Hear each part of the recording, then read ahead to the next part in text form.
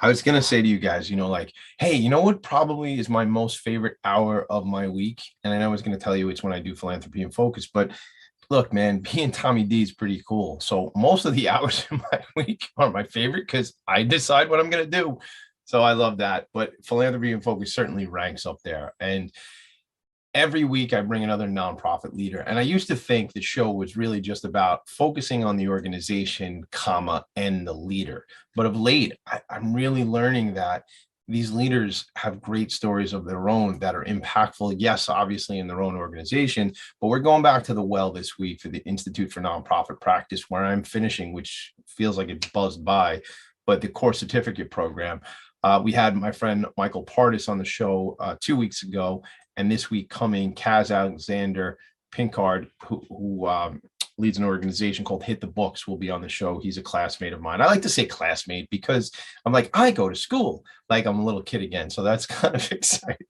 So talk about school. So look, I'm going to read a bit about Kaz kind of from my screen here. So he earned his master's degree in education from UVA, University of Virginia, and as well as his postgraduate certificates from Fordham, Baruch College, and NYU, New York University, and he holds his bachelor's degree in history as well. Had worked as the chief program officer for the Boys Club of New York, and also the deputy director for Ramapo for Children. And now Kaz, after doing some independent work with an organization he founded called Teachable NYC, whose mission it is to support the creation of diverse and inclusive programs, in July of 2020, took on the executive director role of Hit the Books.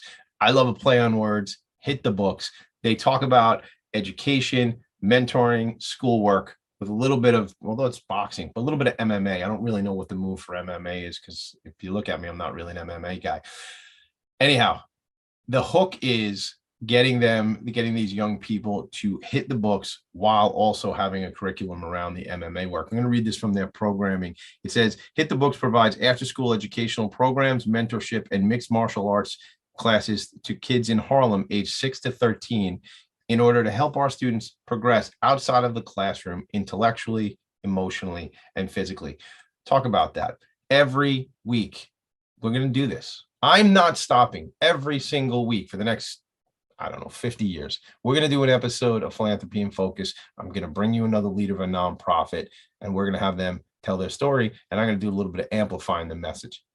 Come visit with Kaz and I this week. Hit the books, baby. We'll be back. See you next week.